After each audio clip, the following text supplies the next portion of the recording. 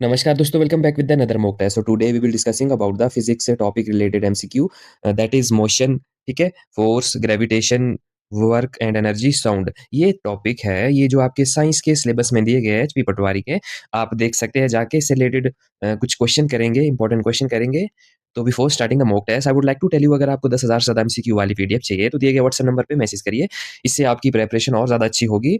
इसमें आपको हर सारा सिलेबस पीडीएफ में एंड एमसीक्यू में कवर देखने को मिलेगा। इंपॉर्टेंट क्वेश्चन, प्रीवियस ईयर में पूछे गए क्वेश्चन सारे इसमें आपको मिलेंगे, और नए क्वेश्चन जो नए सिलेबस रिलेटेड क्वेश्चन हैं वो भी आपको इसमें देखने को मिलेंगे। तो चलिए, without wasting the time to start the question, first is option on the screen. अब बताओ, what is the slope of a velocity time graph represents. वेग समय ग्राफ का ढलान क्या दर्शाता है?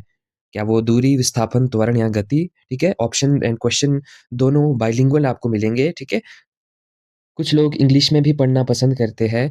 उस बेस पे मैंने बाइलिंगुअल क्वेश्चन पुट किए हैं एंड आंसर भी पुट किए हैं। तो the right answer is option number C, that is acceleration. ठीक है, त्वरण, है ना। Option C is the right answer. चलिए, ऑप्शन सी इसका सही हो जाएगा। Move to the next question. एक वस्तु आर त्रिज्या के वृत्ताकार पथ में गति कर रही है। आधा चक्कर पूरा करने के बाद विस्थापन क्या होगा? A body is moving in a circular path of radius R. What is the displacement after half a circle? ठीक है, the right answer option number C. ठीक है, 2r हो जाएगा इसका right. Option C the right answer क्या होगा? Displacement after half a circle is 2r। Now move to the next question. Explanation भी आप पढ़ सकते हैं पॉज करके आराम से हिंदी में। आगे चलते हैं नेक्स्ट क्वेश्चन की तरफ। अब बताओ, यदि कोई वस्तु एक सीधी रेखा में स्थिर गति से चलती है तो उसका त्वरण क्या होगा? If an object move with a constant speed in a straight line, it's acceleration is positive, negative, zero या इनफिनाइट। The right answer option number C. ठीक है, वो है जीरो, यानी कि शून्य। ठीक है, एक्सेलरेशन क्या होगा? जीरो होगा। ऑप्शन सी इसका सही हो जाएगा। चलिए आगे चलते हैं नेक्स्ट क्वेश्चन की तरफ। नेक्स्ट क्वेश्चन क्या कह रहा है? निम्नलिखित में से कौन सी एक सदिश राशि यानी कि वेक्टर क्वांटिटी है? एक इसमें से वेक्टर क्वांटिटी दी गई है, वो कौन सी है? The right answer option number C. ठीक है, सी है डिस्प्लेसमेंट। डिस्प्लेसमेंट क्या है? वेक्टर क्वांटिटी है। स्पीड भी स्केलर है, डिस्टेंस भी स्केलर है और टाइम भी स्केलर है। ठीक है, इसका सी है जो राइट हो जाएगा। वेक्टर क्वांटिटी है डिस्प्लेसमेंट। इसमें देख सकते हैं आप, विस्थापन में परिणाम और दिशा दोनों होते हैं, इसलिए यह एक वेक्टर क्वांटिटी है। आगे चलें नेक्स्ट क्वेश्चन की तरफ। नेक्स्ट क्वेश्चन है हमारा, वाहन में ओडोमीटर क्या मापता है? ओडोमीटर इन व्हीकल मेजर, क्या वो स्पीड मापता है, टाइम मापता है, डिस्टेंस मापता है या एक्सेलेरेशन मापता है? क्या वो मापेगा? ओडोमीटर है जो गाड़ी में होता है। The right answer option number C. ठीक है, सी है, वो मापता है डिस्टेंस यानी कि दूरी। ओडोमीटर वाहन द्वारा तय की गई कुल दूरी को मापता है, जबकि स्पीडोमीटर तत्कालिक गति को मापता है ना। स्पीडोमीटर क्या मापेगा? स्पीड को। ओडोमीटर क्या मापेगा? डिस्टेंस को यानी कि दूरी को। So the right answer option number C. Now move to the next question. Next question है क्वेश्चन नंबर 6। अब बताओ, एक गतिमान वस्तु के लिए विस्थापन और गति का संख्यात्मक अनुपात क्या होता है? The numerical ratio of displacement to distance for a moving object is always less than 1, equal to 1, more than 1 या इक्वल टू और लेस देन 1। क्या होगा? राइट आंसर है ऑप्शन नंबर डी। ठीक है, यानी कि इक्वल टू और लेस देन 1। ऑप्शन डी इसका सही हो जाएगा। Now move to the next question. Question number 7 है, यदि एक कार पहले घंटे में 20 किलोमीटर और दूसरे घंटे में 20 किलोमीटर की दूरी तय करेगी, तो यह किस प्रकार की गति है ना? किस प्रकार की गति है? क्या वो यूनिफॉर्म मोशन है, यूनिफॉर्म नॉन यूनिफॉर्म है, रेस्ट है, सर्कुलर मोशन है? राइट आंसर है ऑप्शन नंबर बी। ठीक है, यानी कि यूनिफॉर्म मोशन, समान गति के साथ गाड़ी चल रही होती है यूनिफॉर्म मोशन में। ठीक है, now move to the next question. अब बताओ, a stone is thrown vertical upward and then fall back, total displacement is।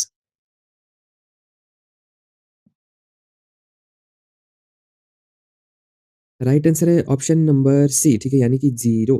ठीक है, जीरो होगी। क्या डिस्प्लेसमेंट जीरो होगी? वस्तु अपनी मूल स्थिति में वापस आ गई है, इसलिए प्रारंभिक और अंतिम बिंदु एक समान है, जिससे विस्थापन 0 होगा, है ना? ठीक है, ऑप्शन सी इसका सही हो जाएगा, 0। Now move to the next question. Next question है हमारा, एसआई प्रणाली में त्वरण का मात्रक क्या है?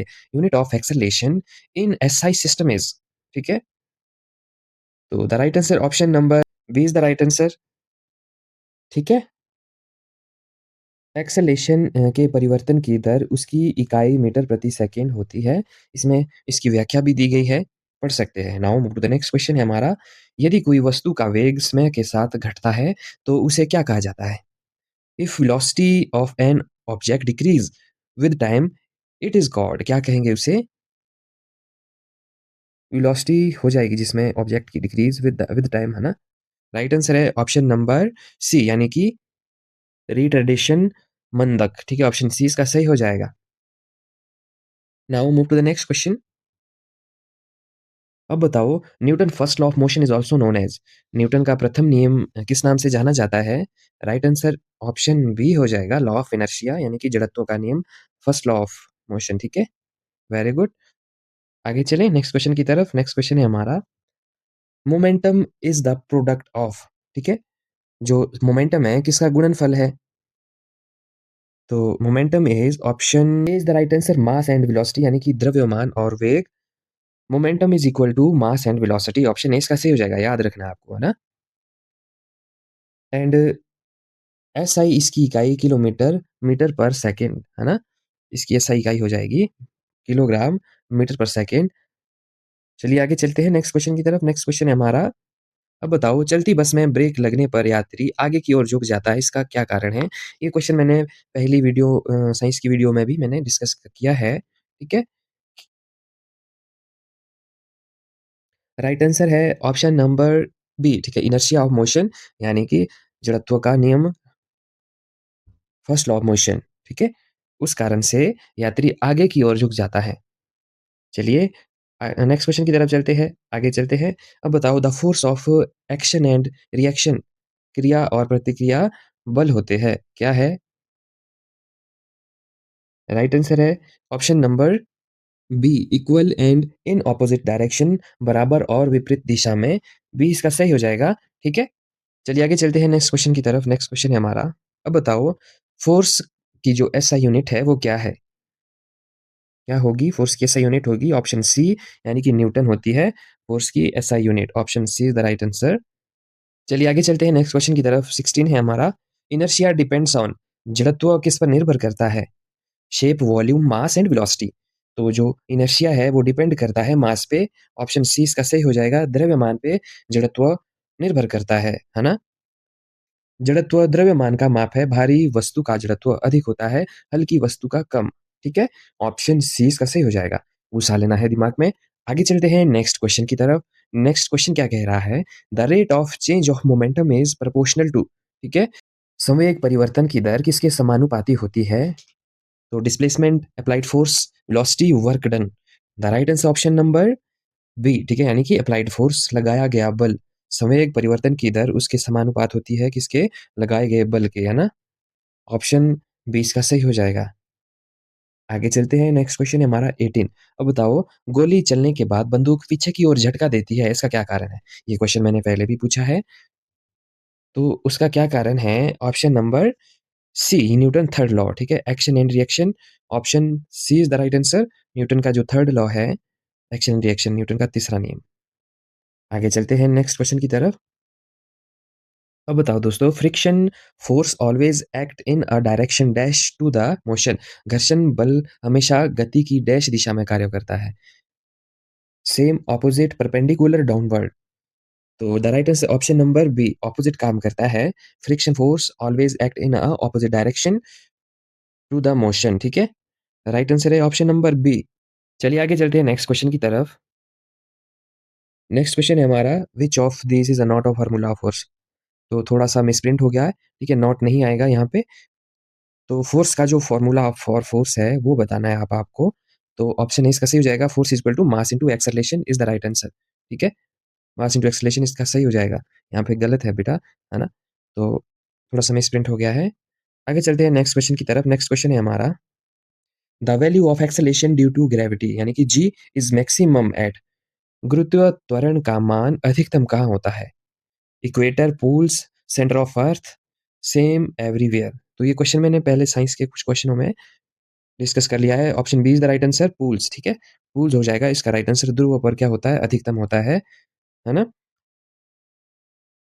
आगे चलिए नेक्स्ट क्वेश्चन की तरफ। चंद्रमा पर वस्तु का भार पृथ्वी पर उसके भार का डैश होता है। क्या होता है? 1/6 हो जाएगा, है ना? ऑप्शन सी इसका सही हो जाएगा। राइट आंसर 1/6 यानी कि 1/6। Now move to the next question. अब बताओ न्यूटन का गुरुत्वाकर्षण का सार्वत्रिक नियम किस पर लागू करता है?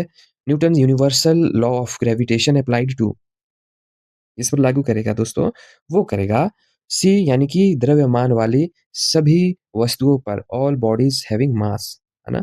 Option C is the right answer. घुसा लेना है दिमाग में। आगे चलते हैं नेक्स्ट क्वेश्चन के साथ। नेक्स्ट क्वेश्चन है हमारा the SI unit of universal gravitation constant is सार्वत्रिक गुरुत्वाकर्षण स्थिरांक का एसआई मात्रक क्या है? थोड़ा हिंदी में याद करना, कुछ ऐसे वर्ड है जो आपको टफ हो जाएंगे याद करने, तो थोड़ा इंग्लिश में भी याद कर लेना है ना? इंग्लिश में इजी हो जाएगा। तो ऐसा unit of universal gravitation constant is, right answer है ऑप्शन नंबर ए, ठीक है? ए इसका सही हो जाएगा, न्यूटन मीटर स्क्वायर पर केजी स्क्वायर, है ना? Option A is the right answer, ठीक है? इसकी कुछ एक्सप्लेनेशन है, वो आप पढ़ सकते हैं। आगे चलिए नेक्स्ट क्वेश्चन है हमारा। अब बताओ यदि दो वस्तुओं के बीच की दूरी दोगुनी कर दी जाए तो उनके बीच गुरुत्वाकर्षण बल क्या होगा? If the distance between two object is double, the gravitational force between them became double, half, one fourth, fourth time. The right answer option number C यानी कि वन फोर्थ, है ना? एक चौथाई है, वन फोर्थ इसका सही हो जाएगा। आगे चले नेक्स्ट क्वेश्चन है हमारा। किसी वस्तु का द्रव्यमान मास, है ना, किसका माप है?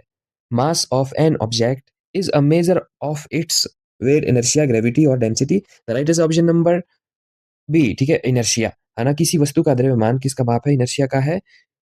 Measure of its inertia, option B is the right answer. आगे चलते हैं नेक्स्ट क्वेश्चन की तरफ। नेक्स्ट क्वेश्चन क्या कह रहा है? आर्किमिडीज प्रिंसिपल रिलेटेड टू, ठीक है? आर्किमिडीज प्रिंसिपल किससे संबंधित है? ये क्वेश्चन मैंने पहले भी डिस्कस कर लिया है। The right is option number B, ठीक है? यानी कि फ्लोटिंग बॉडी, तैरती वस्तुओं पे से, ठीक है? तैरती वस्तुओं से संबंधित है। Option B is the right answer. Archimedes का सिद्धांत बताता है कि तरल में डूबी वस्तु पर लगा उत्प्लावन बल विस्थापित तरल के भार के बराबर होता है ना? आगे चलते हैं नेक्स्ट क्वेश्चन है हमारा 28। किसी पदार्थ का अपेक्षित घनत्व रिलेटेड डेंसिटी उसके घनत्व और किसके घनत्व का अनुपात है? Related density of a substance is defined as the ratio of its density to. The right answer is option number C यानी कि डेंसिटी ऑफ वाटर, पानी का घनत्व। Option C is the right answer. आगे चले नेक्स्ट क्वेश्चन की तरफ। अब बताओ दोस्तों पृथ्वी के केंद्र में जी का मान क्या है? वेरी वेरी इंपॉर्टेंट क्वेश्चन दोस्तों। The value of G at the centre of the earth is, the right answer option number C यानी कि 0। Option C is the right answer. पृथ्वी के केंद्र में गुरुत्वीय त्वरण का मान 0 होता है ना? क्योंकि सभी दिशाओं में खिंचाव संतुलित हो जाता है। Option C is the right answer. Now move to the next question. अब बताओ the force that keeps planet in orbit around the sun is, वह बल जो ग्रह को सूर्य के चारों ओर कक्षा में रखता है कौन सा है? कौन सा वो बल है? कौन सी वो फोर्स है?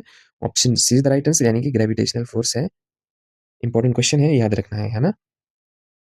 सूर्य और ग्रहों के बीच का गुरुत्वाकर्षण बल ही उन्हें अपनी कक्षाओं में बनाए रखने के लिए आवश्यक अभिकेंद्र बल यानी कि सेंट्रीपिटल फोर्स प्रदान करता है, ठीक है?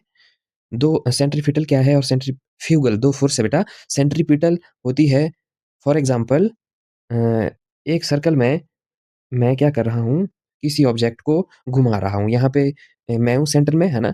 तो इसमें 2 फ़ोर्स लगेगी, ठीक है? जो लगेगी अंदर को वो होती है सेंट्रीपिटल, है ना? ठीक है? एंड जो बाहर को ये ऑब्जेक्ट लगाएगा वो होगी सेंट्रीफ्यूगल, ठीक है? 2 फ़ोर्सेस है सेंट्रीपिटल एंड सेंट्रीफ्यूगल जो इस तरह से लगती है ना? आगे चलें नेक्स्ट क्वेश्चन की तरफ। नेक्स्ट क्वेश्चन है हमारा, किया गया कार्य शून्य होता है यदि बल और विस्थापन के बीच का कोण हो। Work done is 0 if the angle between force and displacement is. The right option number C 90 degree. इसका सही हो जाएगा, किया गया कार्य शून्य होगा यदि बल और शून्य होता है यदि बल और विस्थापन के बीच का कोण कितना हो, 90 डिग्री हो। ठीक है, वेरी गुड। आगे चलें नेक्स्ट क्वेश्चन की तरफ। नेक्स्ट क्वेश्चन है हमारा, अब बताओ वेग यानी कि वी में गतिमान द्रव्यमान की वस्तु की गतिज ऊर्जा क्या होगी? The kinetic energy of an object of mass यानी कि m moving with the velocity v is. The right is option number C यानी कि 1/2 metre velocity square. Option C the right answer है ना। आगे चले नेक्स्ट क्वेश्चन है हमारा, अब बताओ ऊंचाई यानी कि h पर स्थित वस्तु की गतिज ऊर्जा का सूत्र क्या है? Potential energy of an object at the height h is given by. Right answer है ऑप्शन बी यानी कि mgh इसका राइट हो जाएगा, है ना। गुरुत्वीय स्थितिज ऊर्जा ग्रेविटेशनल पोटेंशियल एनर्जी कितनी होती है? mgh वैल्यू होती है ना। Very good. Now move to the next question.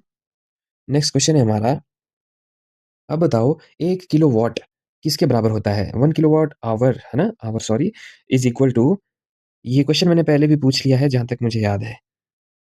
Right answer है ऑप्शन नंबर डी। ठीक है, यानी कि ए एंड बी दोनों। Now move to the next question. अब बताओ commercial unit of electrical energy is, विद्युत ऊर्जा का व्यावसायिक मात्रक क्या है? कमर्शियल यूनिट है हमारी किलोवाट, ठीक है, आवर, है ना। Option C is the right answer.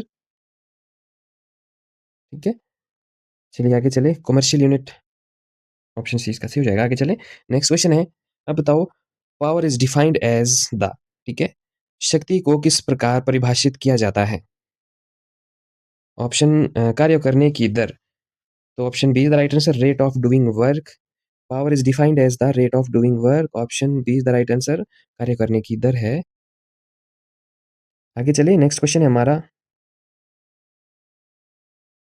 अब बताओ energy can neither be created not destroyed, that is the law of, कौन सा लॉ है? ऊर्जा ना तो उत्पन्न हो की जा सकती है ना ही नष्ट।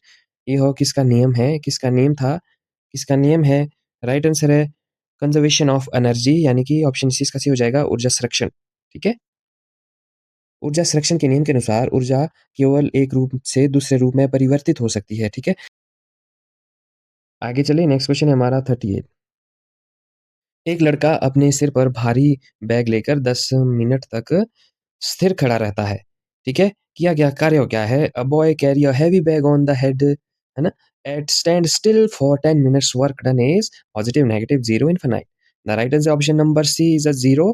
ठीक है, जीरो होगा वर्क डन। ठीक है, आगे चले नेक्स्ट क्वेश्चन है हमारा 39। अब बताओ if the velocity of a body is doubled it's kinetic energy became, यदि किसी वस्तु का वेग दुगना कर दिया जाए तो उसकी जो गतिज ऊर्जा क्या हो जाएगी?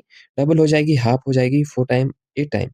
The right is a 4 time, यानी कि 4 गुनी। ऑप्शन सी इसका सही हो जाएगा, दिमाग में डाल लेनी है बात आपने। आगे चले, अब बताओ mechanical energy in the sum of, जो मैकेनिकल एनर्जी किसका योग है? यांत्रिक ऊर्जा कहेंगे मैकेनिकल एनर्जी को। राइट आंसर है काइनेटिक एंड पोटेंशियल एनर्जी, गतिज ऊर्जा और स्थितिज ऊर्जा, यानी कि option A is the right answer. चलिए आगे चलते हैं नेक्स्ट क्वेश्चन की तरफ। Next question on the screen 41। Sound wave in air are, वायु में ध्वनि तरंगे कैसी होती है? तो कैसी होगी दोस्तों? लॉन्गिट्यूडनल होगी, अनुदैर्ध्य होगी। ऑप्शन बी इसका सही हो जाएगा। ध्वनि तरंगे लॉन्गिट्यूडनल तरंगे होती है क्योंकि मध्यम के कण तरंग के संचरण की दिशा में आगे पीछे कंपन करते हैं, वाइब्रेट करते हैं, है ना। आगे चलें नेक्स्ट क्वेश्चन है 42। ध्वनि की चाल अधिकतम किसमें होती है? The speed of sound is maximum in, तो ऑप्शन आपके सामने है, पॉज करके आराम से पढ़िए, चूज करिए, गेस करिए, बाकी आंसर अटैच्ड है, मैं बता दूंगा। स्टील में होती है ना, स्टील में हो जाएगी। ऑप्शन ए इसका सही हो जाएगा। Very good. इसकी एक्सप्लेनेशन है ध्वनि की चाल ठोस में सबसे अधिक होगी, द्रवों में उससे कम और गैसों में सबसे कम होती है। कहने का मतलब ये है। तो steel is the right answer, अधिकतम किस में होगी? स्टील में होगी। Very good. आगे चलें नेक्स्ट क्वेश्चन की तरफ। अब बताओ एक स्पष्ट प्रतिध्वनि सुनने के लिए ध्वनि के स्रोत में बाधा की न्यूनतम दूरी कितनी होनी चाहिए? कितनी होगी? राइट आंसर है 17.2 मीटर यानी कि option B. Option B is the right answer. घुसा लेना है दिमाग में, है ना? आगे चलिए, नेक्स्ट क्वेश्चन है हमारा। अब बताओ मानव कान के लिए श्रव्य आवृत्ति सीमा क्या है? Audible range of frequency for human ear is कितनी है? इंपॉर्टेंट क्वेश्चन है दोस्तों। राइट आंसर है 20 हर्ट्ज से 20,000 हर्ट्ज, ठीक है? Option B is the right answer. Very good, now move to the next question. आगे चलें। अब बताओ speed of sound increase with increase in ध्वनि की चाल किसके बढ़ने के साथ बढ़ती है? Temperature, pressure, altitude, none of these. Temperature, ठीक है? ध्वनि की जो चाल है टेम्परेचर के बढ़ने के साथ बढ़ेगी। Option A is the right answer. दिमाग में डाल लेनी है बात आपने। नेक्स्ट क्वेश्चन है हमारा। अब बताओ ultrasound is used in which of the following? ठीक है, अल्ट्रासाउंड का प्रयोग निम्न में से किसमें किया जाता है? राइट आंसर है ऑल ऑफ अबव, ठीक है? सोनार में, इकोकार्डियोग्राफी, क्लीनिंग मशीन पार्ट्स, ठीक है? यानी कि all of the above is the right answer. इसमें यूज होता है अल्ट्रासाउंड, है ना? पराध्वनि का उपयोग चिकित्सा, औद्योगिक सफाई और समुद्र की गहराई मापने यानी कि सोनार में व्यापक रूप से किया जाता है, ठीक है? आगे चले दोस्तों नेक्स्ट क्वेश्चन की तरफ। नेक्स्ट क्वेश्चन है हमारा 47। The characteristics of sound that depends on amplitude is, ठीक है? ध्वनि की वह विशेषता जो आयाम पर निर्भर करती है यानी कि एम्पलीट्यूड पर निर्भर करेगी। राइट आंसर है लाउडनेस यानी कि option B is the right answer. प्रबलता, है ना? प्रबलता पर निर्भर करेगी। ध्वनि की प्रबलता उसके आयाम पर निर्भर करेगी। आयाम जिनका बड़ा होगा ध्वनि उतनी ही तेज रहेगी, है ना? ठीक है, option B is the right answer. आगे चलें नेक्स्ट क्वेश्चन की तरफ। अब बताओ sonar is a device used to measure. तो सोनार का यूज होता है option C depth of ocean, समुद्र की गहराई मापने में सोनार का यूज उपयोग होगा, है ना? अब बताओ कान का कौन सा भाग ध्वनि कंपनों को विद्युत संकेत में बदलता है? Which part of the year converts sound vibration into electrical signals? कौन सा वो पार्ट है? राइट आंसर है ऑप्शन नंबर सी यानी कि कर्णवर्ता, है ना? कॉक्लिया, ठीक है? ऑप्शन सी इसका सही हो जाएगा। So now move to the last question of the mock test. इस क्वेश्चन का आंसर आप मुझे देंगे, है ना? ठीक है। इंफ्रासोनिक साउंड है फ्रीक्वेंसी, अवश्रव्य ध्वनियों की आवृत्ति होती है। एबीसी करके आप बताएं क्या इसका राइट हो जाएगा? ठीक है, ये होमवर्क आपके लिए। तो ये थे कुछ क्वेश्चन आपके लिए मैं जो लेके आया था। नेक्स्ट मॉक टेस्ट के साथ मिलते हैं, तब तक के लिए take care and bye bye.